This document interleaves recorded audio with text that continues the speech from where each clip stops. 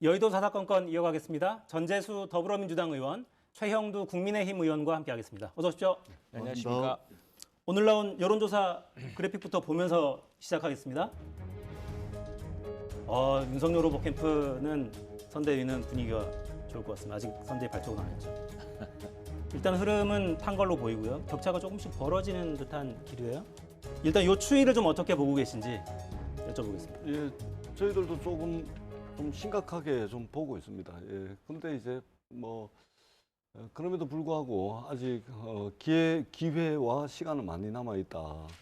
저희가 이제 한 115일 정도 남았습니다. 이제 출발선에 선 것이기 때문에 저희들이 조금 더 무엇이 부족한지 좀 채워야 되겠다 이런 생각을 하고 있고, 윤석열 후보의 지지율이 이렇게 나오는 것은 아무래도 이제 컨벤션 효과가 계속해서 좀 지속되고 있다. 다만 이것이 조금 더 가면 한 이번 주, 아마 다음 주 정도부터는 다시 좀 이제 컨벤션 효과 열기도 좀 수그러들고, 그다음에 빠졌던 이재명 후보 지지율도 다시 좀 결집을 하면 다시 이제 오차 범위 내 혼전 양상으로 들어갈 것으로 저희들이 기대를 하고 있고, 특히 그동안 이제 2030 세대에 대한 일정들을 많이 배치했습니다. 그다음에 여러 가지 가상자산 과세 유예 문제라든지 여러 가지 정책들도 또 발표를 했기 때문에 저는 2030 세대로부터 그분들의 마음을 얻는 것에서부터 시작을 해서 좋은 정책들 국민들에게 열심히 또 전달하고 최선을 다하겠다는 말씀을 드리겠습니다.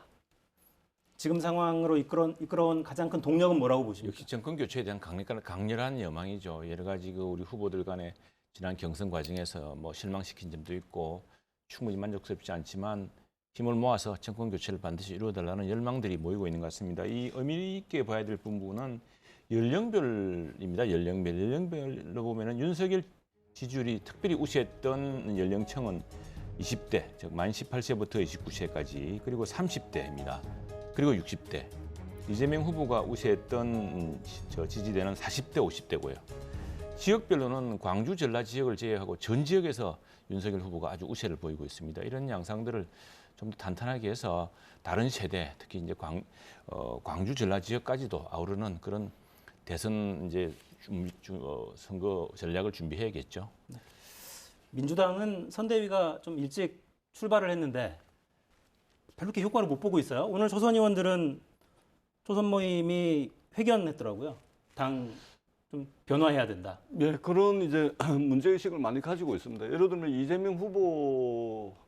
이재명 후보께서 이제 대한민국 대전환 이라는 이제 캐치프레이즈를 내걸었지 않습니까? 사실은 이제 오늘날 우리 시대가 직면하고 있는 위기라는 것은 굉장히 중첩돼 있고 굉장히 이제 상황이 복잡합니다. 그런 측면에서 이제 대전환이라는 주제를 꺼냈는데, 그러면은 더불어민주당은 뭘 할 것이냐? 열심히 선거운동을 하는데, 민주당도 이제 그동안 국민들로부터 지탄받았던 부분들이 있습니다. 이런 부분들 좀 반성하고 더불어민주당도 대전환이 필요하다.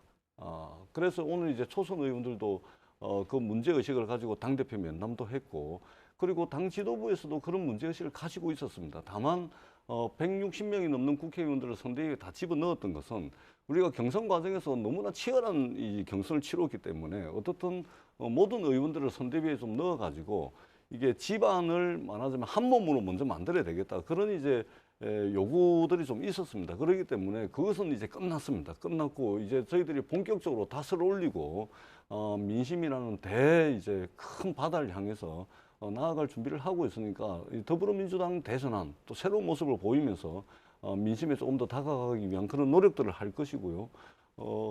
그다음에 아까 이제 지지율 관련해서 이제 우리 최영도 의원님께서 이제 세대별로 잘 분석을 해주셨는데, 특히 20, 30대 같은 경우는 진영 논리에 갇혀 있는 분들이 아닙니다. 그리고 굉장히 유동적이기 때문에 저희들이 조금 더 진정성을 가지고 좀 접근을 하면 그분들의 마음을 얻을 수 있다, 이런 이제 믿음을 가지고 있습니다. 네. 주제를 좀 바꿔보죠. 이재명 후보 배우자 김혜경 씨 낙상 사고 여파가 계속 이어지고 있습니다. 영상 보고 말씀 나누겠습니다.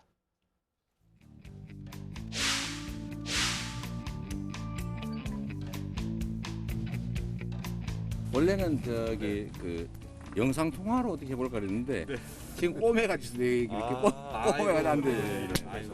제가 그걸 때려가지고 그렇다는 소문이 있답니다. 나 이거 진짜 어처구니 없어가지고. 그거는 누가 일부러 한 거예요. 딱 몇 시간 만에 그게 전국 카톡망이 쫙 뿌려지더라고요. 여보세요? 네, 접니다. 자기야. 야. 제가 비밀 하나 알려드릴까요? 말해도 되나 모르겠는데 제가 잠시 기절을 했었는데 눈을 딱 뜨는 순간에 우리 남편이요. 이 사람아 하면서 막 울고 있는 거죠. 상상이 안 가시죠, 여러분들? 그래서 사실 좀 되게 뭉클했어요. 지금 빨리 앰뷸런스 좀 부탁드립니다. 토사광란에다가 얼굴이 좀 찢어져가지고 응급실 가야 됩니다. 아내분이요? 네네네. 외부에 대기하고 있던 경찰 인력이 몰랐다면은 이것은 소중한 대선 후보를 경호하는 경찰력의 대단한 결함이자 문제가 아닐 수 없고, 이후에 119 구급대가 후보와 후보 부인을 이송하는 과정에서도 경찰이 경호 인력이 그것을 전혀 몰랐다 함은 국민들의 평이한 시각에서는 납득되지 않는 단추일 겁니다.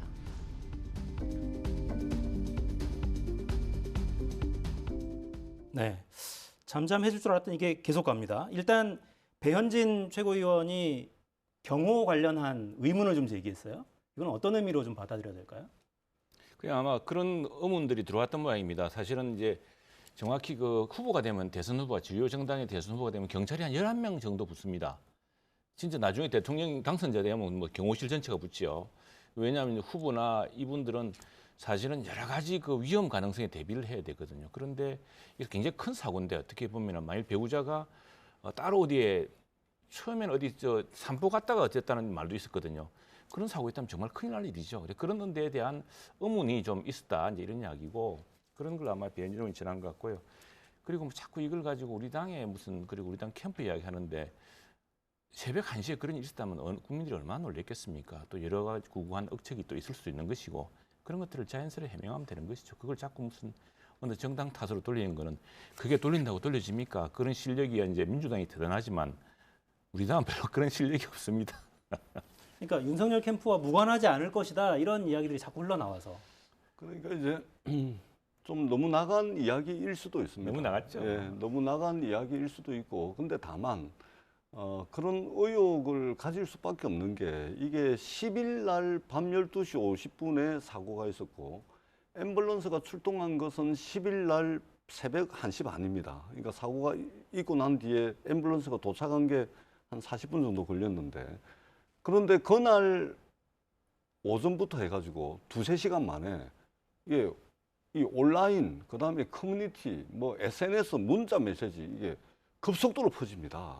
저도 정치권에 오래 있었지만 이런 경우는 제가 보지를 못했습니다. 저한테도요, 가까운 분들이 이런 뉴스가 있는데 이게 사실인지 아닌지 확인해 달라는 문자, 카카오톡 이게 그냥 막 쏟아졌습니다. 이게 예를 들면 아무런 이해관계도 없이 인터넷에서 그냥 이제 도는 수준이라면 이런 현상은 굉장히 이례적이고 기괴한 현상입니다. 그런 측면에서 볼 때 이것이 조직적으로, 왜냐하면 국민의힘이 그런 전력이 있지 않습니까? 국가 공권력을 이용해서 대한민국 국가정보기관 요원들을 통해 가지고 그 요원들이 컴퓨터 자판 앞에 앉아가지고 댓글 달게 만들었던 국정원 댓글 조작 사건이 있었고, 그다음에 박근혜 대통령 선거 때 시발단이라고 그 이제 댓글 다는 부대가 있었지 않습니까? 그렇기 때문에 이런 의혹을 안 가질 수가 없는 것이고, 그리고 더 악의적인 것은 사람이 다친 문제거든요. 사람이 다친 문제를 자꾸만 가짜뉴스, 왜곡뉴스를 퍼뜨려가지고 그 다친 상처에다가 소금 뿌리고 뭐 지금 2번, 3번 이렇게 지금 고통스럽게 만드는 거거든요. 아무리 대통령 선거지만 우리가 여당, 야당을 떠나서 넘어야 될 선과 넘지 말아야 될 선은 좀 지켜주는 것이 저는 굉장히 좋다고 생각을 합니다. 예를 들면 얼마 전에 문재인 대통령께서 허구한 날 대통령 아들, 딸 문제를 걸고 넘어지던 곽상도 의원 그 어르신 상을 당했잖아요. 사실은 이게 뭐 난을 이제 조화를 보내주고 그러고 싶지 않죠. 왜냐하면 허구한 날 그냥 국회의원 면책 특권을 가지고 공격을 해댔으니까. 그러나 이게 사람이 이제 이 선이라는 지켜야 될, 해야 될 일이라는 게 있지 않습니까? 도리라는 게. 그럼에도 불구하고 대통령께서 저 조화도 보내고 또 곽상도 의원은 고맙다 이런 말씀을 하셨잖아요. 그러니까 우리가 경쟁하는 건 좋지만 넘지 말아야 될 선은 분명히 있다. 근데 지금 이 사건과 관련해서는 지금 배현진 의원 조금 전에 또 다른 이야기를 하는데 이 넘지 말아야 될 선을 자꾸 넘는 겁니다. 저는 이것은 국민의힘 입장에서 볼 때 굉장히 마이너스가 될 거다 이렇게 생각을 합니다.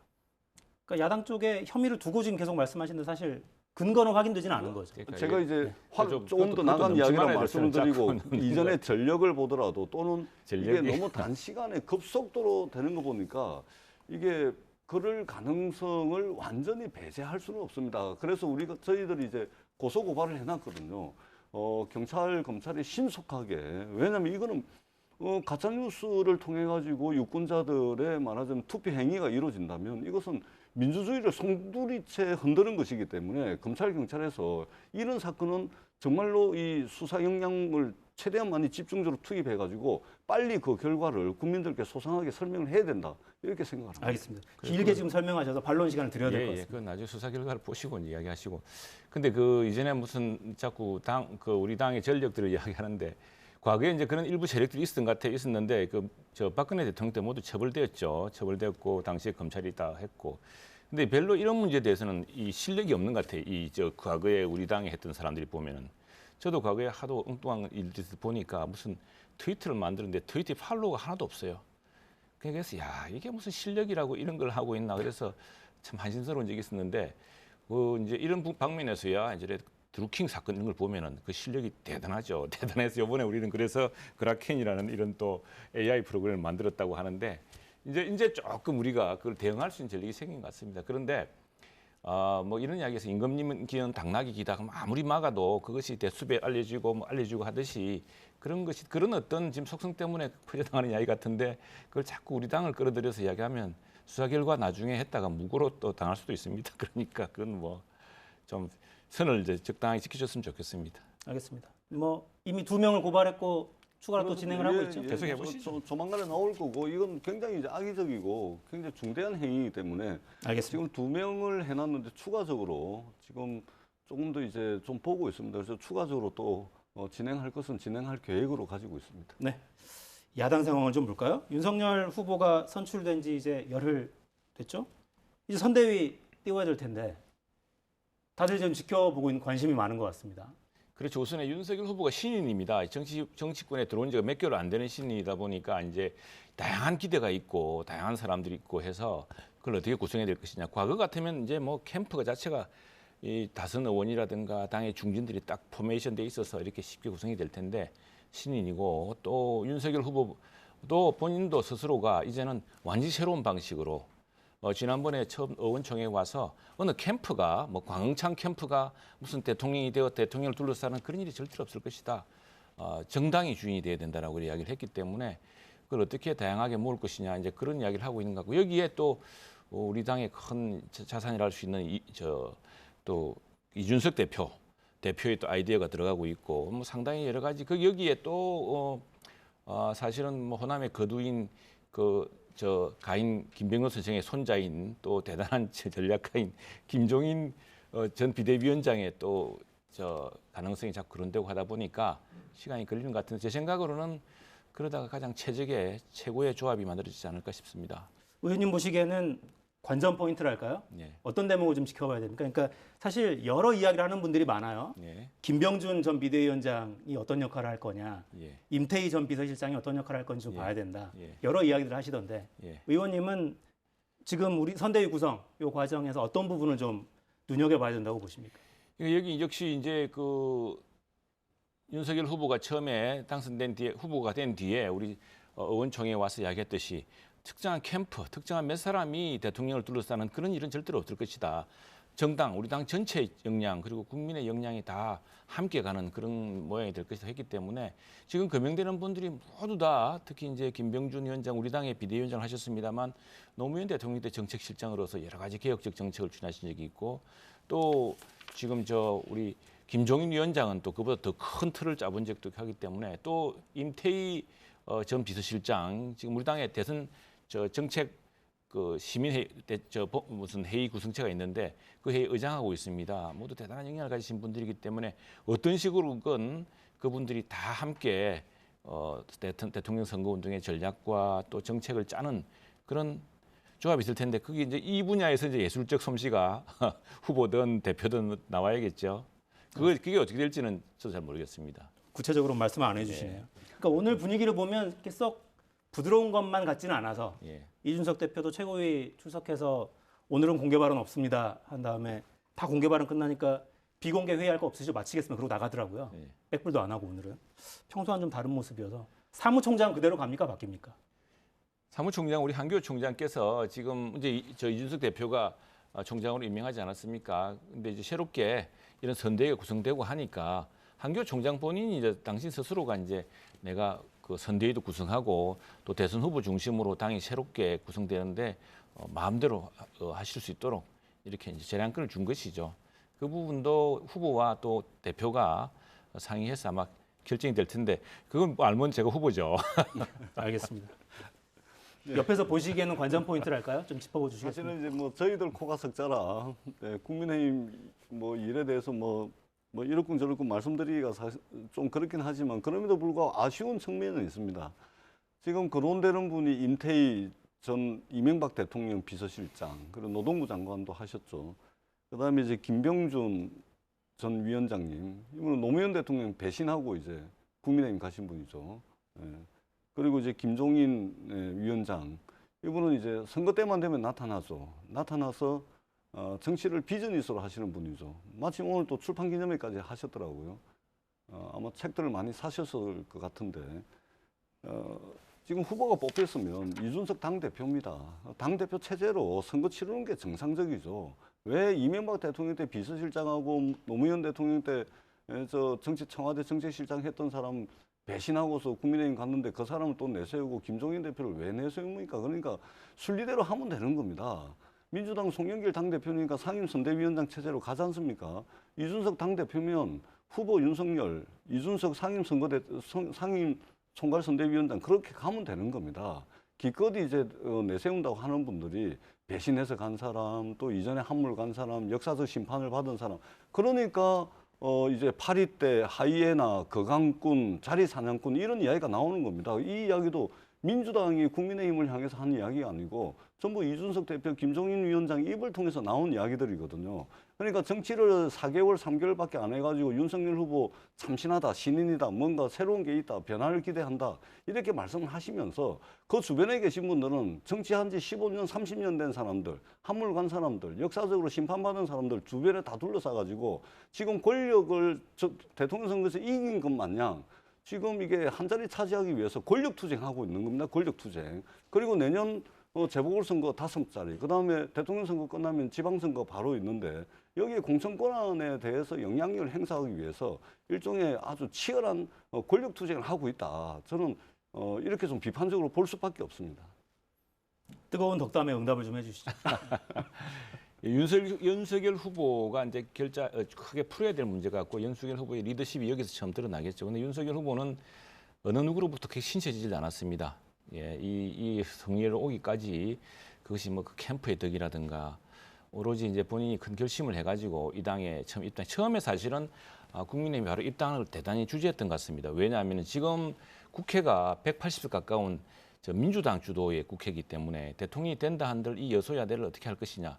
그렇다면은 이 정치판 전체를 바꾸지 않고서는 그 소수파의 대통령이 되어서는 힘들다는 것을 알고 있기 때문에 중도 정책이라든가 정치판을 크게 흔들 만한 큰 구도를 생각했던 것 같은데 결국 선거는 정당이 하는 것이라는 이제 그런 이제 생각 때문에 판단 때문에 조기 입당을 하고 했는데 그 과정에서 사실은 이렇게까지 후보가 될 때까지 그 지지율은 윤석열이라는 한 개인 이 지금 어른들이 느끼는 생각 또 우리 유권자들이 느끼는 생각 그걸로 왔기 때문에 결국에는 윤석열 후보가 그동안의 선거 과정에서 겪으면서 느꼈던 부분들 또 지금 그동안 이제 많은 분들 만나고 계시지 않습니까? 만나면서 느꼈던 분들을 해서 또 몇 분 주변에 좀 그 책략 있는 분들의 자문을 구해서 결정을 낼 겁니다. 그것이야말로 이제 다음 대통령 선거에 대한 큰 기대를 불러일으키는 것이고 차기 정부에 대한 어떤 새로운 희망을 불러일으킬 대목이기 때문에 좀 시간이 걸리더라도 그 부분에 대한 해답을 낼 거라고 생각합니다. 네, 알겠습니다.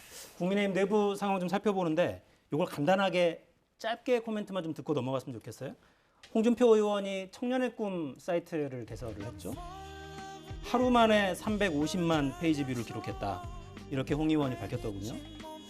2030이 요즘에 정치권의 화두인데 윤석열 후보가 2030의 마음을 얻는데 이 플랫폼이 걸림돌이 될까요? 아니면 징검다리가 될까요? 징검다리가 될 거라 생각합니다. 당연히 또 그렇게 돼야 될 거라 생각하고. 근데 저게 배워야 될 점은 사실은 우리 홍준표 전 대표도 뭐 라떼라든가 꼰대라든가 하는 근데 자유롭지 않았던 그런 시절이 있었습니다. 그런데 어느 시절부터 직접 소통하고 많은 사람들, 젊은 사람들이 홍준표 대표에 대해서 새롭게 주목하게 된 것은 이분은 직접 페이스북에 글을 쓴다. 직접 이야기를 한다. 우리 말을 직접 듣는다라는 이런 것 같습니다. 그래서 어떤 저런 대단한 역전이야말로 우리 당 후보들도 누구나 만들 수 새로운 꿈을 이제 준 것이고 우리 홍준표 대표가 가꾼 저 새로운 세계를 반드시 우리 당의 자산으로 만들어야죠. 민주당으로서는 좀 아픈 대목이 아닐까 싶기도 하네요. 네, 그렇습니다. 뭐 전통적 지지층이 이제 사실은 2030 세대였는데 굉장히 이제 뼈아프게 생각을 하고요. 다만 이제 홍준표 후보가 2030 세대들로부터 지지를 받았던 것은 뭔가 우리 젊은 사람들하고 소통이 될 것 같은 캐릭터와 그런 느낌을 줬기 때문에 그랬거든요. 그런데 지금 윤석열 후보하고 이재명 후보를 비교를 하자면 굳이 비교를 하자면 윤석열 후보는 좀 교장 선생님 같은 그런 느낌이 있죠. 계속 훈계하는. 그다음에 이제 이재명 후보는 담임 선생님 같은 그런 느낌이 있습니다. 훈계를 하지만 그 학급의 그 학생들이 뭔가 고민 상담을 하면은 담임 선생님은 고민을 들어주는 역할도 하죠. 그러니까 교장 선생님과 담임 선생님 정도로 이제 비유가 가능할 것 같습니다. 그렇다면 이제 담임 선생님께 조금 더 마음을 주지 않을까 그렇게 생각을 합니다. 네. 교장 선생님 잘하면 교장 선생님한테 인기가 좋습니다.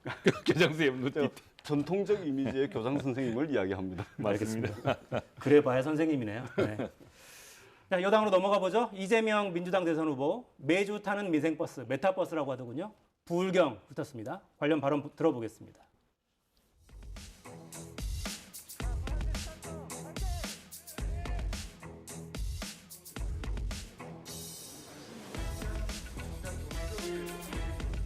부산 재미없잖아 솔직히. 뭐 좀 재밌는데 예를 들면 강남 같지가 않은 측면이 있는 거예요. 그러니까 젊은이들은 똑같은 조건에서 보러 가고 싶어요. 그러니까 그보다 더 나은 환경을 만들어야 돼요.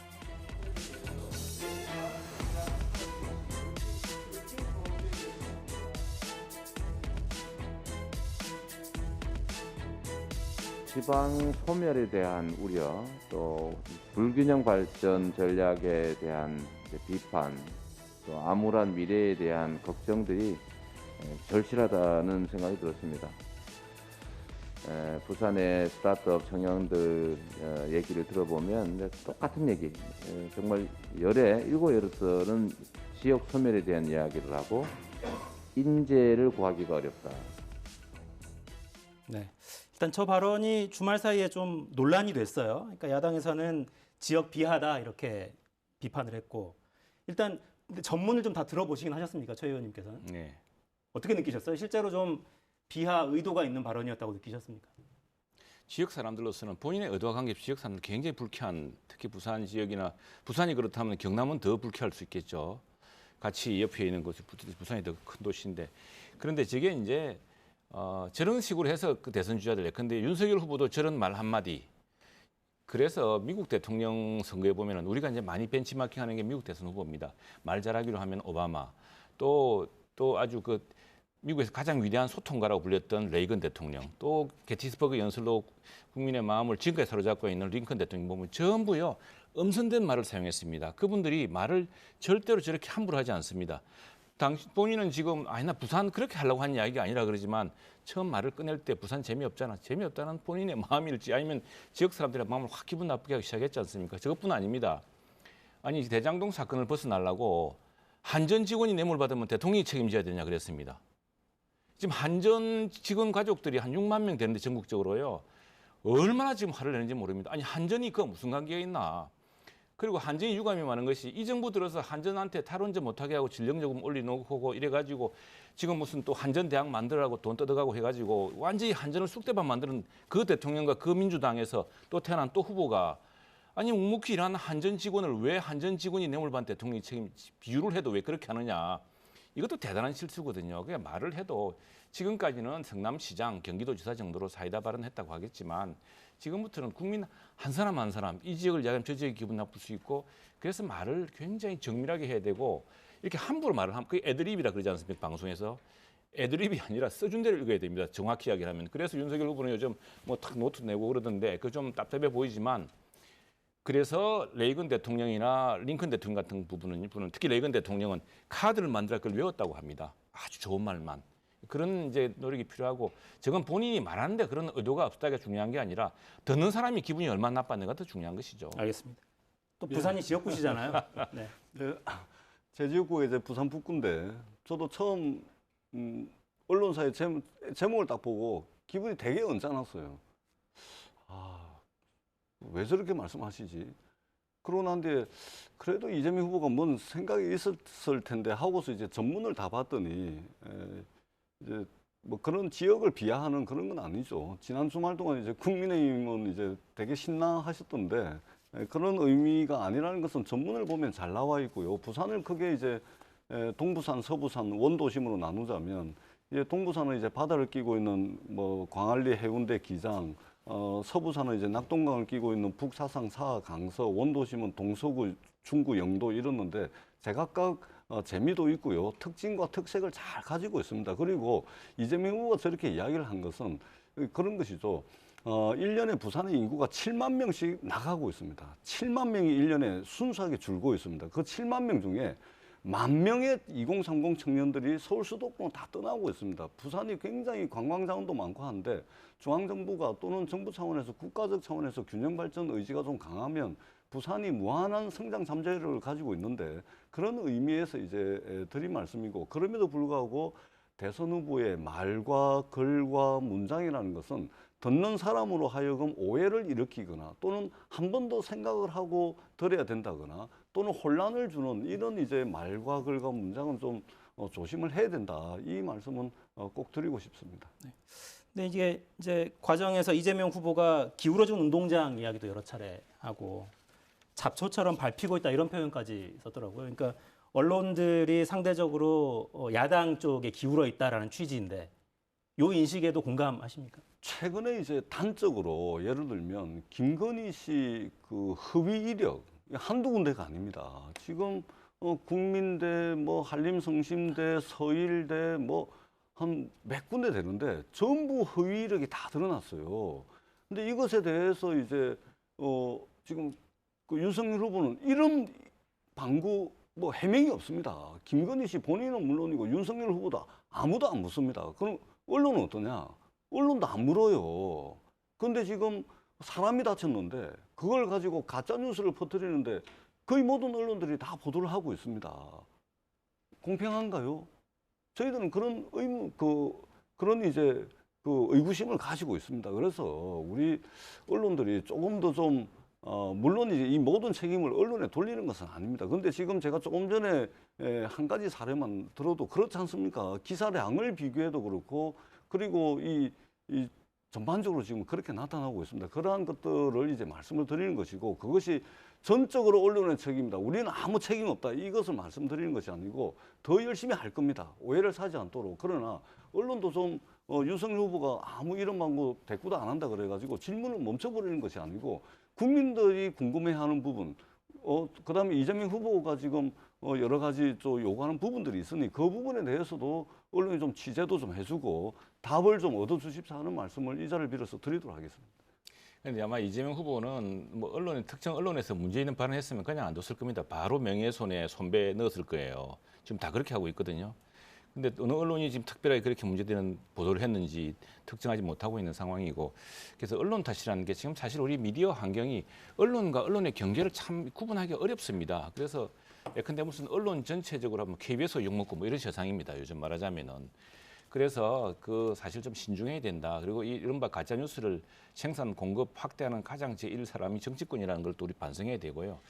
아전인수격으로 좋으면은 진짜 뉴스고 나쁘면 가짜 뉴스라고 그러는데 그런 어떤 공론의 범위에서 벗어나야 된다는 거하고 그다음에 그동안 뭐 윤석열 후보는 또 얼마나 많이 그 언론 보도로 또 집중이 됐습니까? 그런 많은 보도를 우리 당은 비교적 언론 보도가 그렇게 비판이 오더라도 좀 억울한 경우도 있어도 언론이 원래 그런 역할을 하는 것이라 생각하는 반면에 민주당 그런 데 대단히 발끈하는 경향이 있는 것 같습니다. 심지어 우리 쪽에 물릴 때는 별로 그런 이야기를 안 하다가 그런 상황인데 다음에 특정 뭐 사안에 대해서 왜 지금 보도가 안 나오느냐 하면은 새로운 의혹의 진전이 없기 때문이죠. 의혹의 진전이 있으면 왜 안 나오겠습니까? 그리고 저는 언론이 여야 후보 누구든 간에 냉정하게 묻고 냉정하게 따져야 된다고 생각합니다. 그래야 우리가 정말 준비된 대통령을 만들 수가 있고 그래야 대통령이 된 뒤에 정말 안정된 국가 운영을 할 수 있을 거라 생각합니다. 알겠습니다. 사사건건은 그렇게 하도록 하겠습니다. 네. 네. 저희가 기회가 되면 후보들 모시고 2+2 정책 토론 해보자고 했었잖아요. 제가 네. 지금 시간이 길게 남진 않았는데 연습을 좀 해볼까 합니다. 제가 먼저 질문을 드리면 설명을 먼저 좀 해주시고 반론을 하시고 재반론을 한번 하고 좋습니다. 주제를 놓고 예, 그렇게 예. 한번 해볼게요. 연습 삼아. 야당 정책을 가지고 먼저 한번 해볼까요? 윤석열 후보가 대통령 되면 종부세 전면 재검토하겠다 발언을 했고 1주택자는 면제 방안도 검토하겠다 이렇게 밝혔잖아요. 근데 너무 자연스럽게 부자 감세 아니냐 이런 비판이 나옵니다. 아주 자연스럽게 어떻게 보십니까? 네, 그 땅값이 많이 오른데 그런데 지금 보면은 과거에는 강남 일부의 문제였는데 지금은 전국적으로 많이 특히 서울 수도권은 많이 올라가지고 지금 문제는 이겁니다. 갑작스럽게 세금이 너무 뛰었습니다. 근데 이분들이 그걸 팔 수도 없어요. 또 양도소득세도 또 어마어마하기 때문에 그러면 지금 그 세제에서 그동안 이야기되어 오던 것이 종부세를 올리면은 뭐 양도세를 해서 빨리 팔도록 해주든지 다주택을 못 가지도록 이렇게 뭐 탈출구를 만들어 줘야 되는데 이쪽을 팔려면 이쪽이 높고 뭐 이런 지금 양쪽의 장벽을 쌓아서 굉장히 부동산 시장을 어렵게 하고 있다. 그리고 기본적으로 지금 이분들이 무슨 처음부터 집값 상승을 누리고 집 샀던 것도 아니고 수십 년 동안 한 곳에 살고 있는데 특정 정부가 들어와서 특정 시장이 들어와서 갑자기 집값이 높아지고 상승한 겁니다. 지금 이거 팔 수도 없는 상황이고 또 그 살아야 되니까 1가구 1토의 경우에 그렇다는 거죠. 그런데 지금 수입은 은퇴해서 수입은 없는데 여기에 뭐 1,000만 원씩 2,000만 원 세금이 나오면은 그걸 누가 감당하겠습니까? 사실 이 문제는 우리 윤석열 후보뿐 아니라 민주당의 지금 수도권 의원들도 상당히 많이 고심하고 있을 겁니다. 이 갑작스런 그 가격의 인상, 갑작스런 세율의 인상 이런 것들이 이제 좀 안정돼야 되고 이 세제는 공평하게 그래서 우리 세무서 가면 공평세제 아닙니까? 공평세제. 공평하게 거기에 합당한 이유에 맞게끔 가야 되는 것인데 지금 마치 이게 무슨 강남의 일부 지역에만 있는 문제인 듯이 이렇게 해서 그걸 특정하고 있다고 부자 감세라고 이야기하는 것은 지금 현실을 몰라도 너무 모르는 거라 생각합니다. 네. 반론 듣겠습니다. 부자 감세도 보통 부자 감세가 아닙니다. 국민의힘 하면은 전통적으로 정당의 이미지가 부동산 부자 정당 이런 이미지가 있습니다. 그리고 최근에도 부동산 문제 때문에 이제 탈당한 의원들이 있습니다. 지금 아마 수사를 받고 있는 분들도 있는 걸로 알고 있는데요. 부동산 부자 정당 차원에서는 충분히 종부세 전면 재검토 말씀을 하실 수가 있습니다. 지금 그 연세 드신 분들, 소득 없는 분들 말씀을 하시는데요. 그 전부 이제 그 세금 혜택을 다 볼 수 있도록 전부 다 얼마만큼 보유를 했는지, 연세는 얼마나 되는지 전부 다 이제 여러 가지 혜택을 볼 수 있도록 세금 부담을 덜 지울 수 있도록 장치가 다 돼 있다는 말씀을 드리고요. 종합부동산세는 전 국민의 2% 안에서 부과를 할 수 있게끔 됩니다. 5천만 국민 중에요. 종합부동산세 부과 대상은 아무나 내는 세금이 아닙니다. 대한민국 5천만 국민 중에서 75만 명입니다. 2%를 못 넘게 돼 있습니다. 기준 시가 11억 이상입니다. 기준 시가 11억이면요. 실거래가가 한 15, 6억 정도 돼야 되는 겁니다. 그분들에 대해서 이제 세금을 부과하는 것이지 마치 모든 국민들에게 완전히 세금 폭탄 매기는 것처럼 그렇게 말씀하시면 전혀 안 된다는 말씀을 드리고 그리고 이 종부세는요. 노무현 대통령 때 처음에 도입을 해가지고 이 종부세를 걷어가지고 경로당에 난방비 됐습니다. 경로당 어르신들 쌀을 사드렸어요. 그리고 지금은 뭐냐면은 균형 발전 예산으로 쓰이고 있습니다. 예를 들면 재정 자립도가 낮은 지자체에 종부세 걷어가지고 나눠주고 있습니다. 국가 균형 발전을 위해서 반드시 필요한 세금이고 아무나 내는 세금이 아닙니다. 대한민국 국민 70여만 명만 내는 세금이라는 말씀을 분명히 드리도록 하겠습니다. 네. 30초만 재반론을 듣겠습니다. 이게 사실은 국민의 급격한 보유세 부담을 완화해주겠다는 겁니다. 완화해줬던 부담증을 해소하고 또 양도소득세를 인하해서 기존 주택을 팔 수 있도록 그래서 가격 안정을 도모하겠다는 역할도 있는 것이고요. 공시가격 안정 속도를 낮춰서 보유세가 급증하는 그 현상을 좀 속도를 늦추겠다는 것이죠. 그리고 무엇보다도 장기 보유 고령층 1세대 1주택자에 대해서는 매각하거나 상속할 때까지 납부를 유예하는 제도를 고려해 주겠다고 합니다. 그 기본적으로는 종부세를 재산세에 통합하거나 또는 1주택자에 대해서는 면제하는 방안을 검토하겠다 이런 취지입니다. 재산세 통합이 안 됩니다. 재산세는요, 토지나 건물에 대해서 물건에 대해서 부과하는 세금이고 종합부동산세는 보유하고 있는 인별과세가 원칙입니다. 인별과세와 물건에 부과하는 세금을 통합할 수가 없습니다. 이 알겠습니다. 말씀 제가 추가로 드리도록 하겠습니다. 네. 정책 토론을 좀 길게 해봐도 괜찮을 것 같네요. 네. 근데 30초라고 하니까 너무 말씀 빨리 하셔가지고 전달은 잘 안 됐을 것 같아요. 주제를 다뤄보고 싶은 게 많은데 다음에는 진지하게 정말 현안을 좀 빼고 정책을 놓고 토론을 한번 해보는 기회를 가져보겠습니다. 네, 오늘은 마치겠습니다. 최형두 전재수 의원과 함께했습니다. 두 분 고맙습니다. 감사합니다.